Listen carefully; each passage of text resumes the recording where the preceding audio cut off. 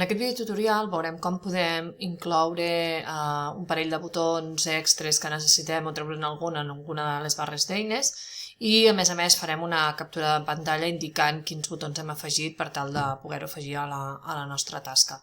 Per afegir o modificar una barra d'eines, l'única cosa que hem de fer és fer botó dret a sobre d'aquesta barra d'eines. Veieu que aquí em surt l'estàndard, els botons que tenim, i si faig aquí, al botó dret em surt la barra de formatació.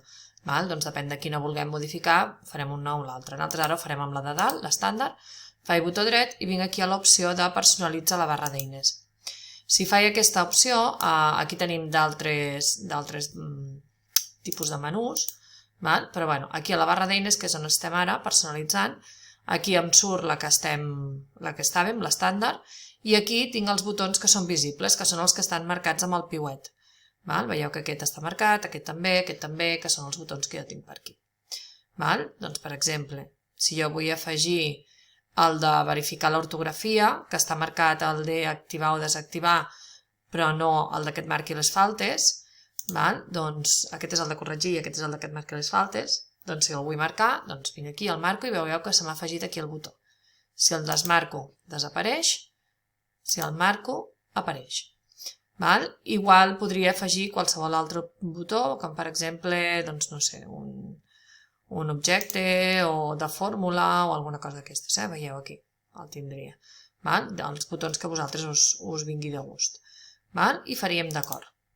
Els botons ja estarien afegits, ja els podria fer servir. Llavors ara per fer una captura de pantalla ho farem amb l'eina de retalls.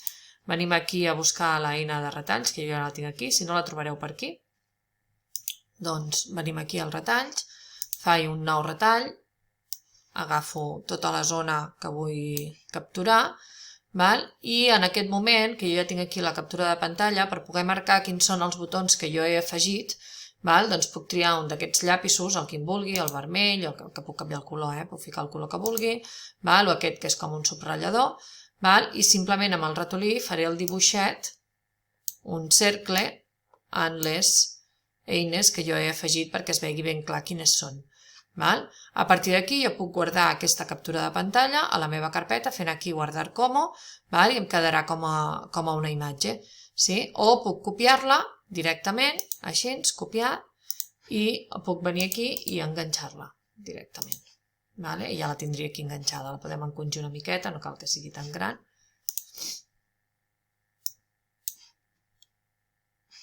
A veure si puc agafar-lo d'aquí del canto.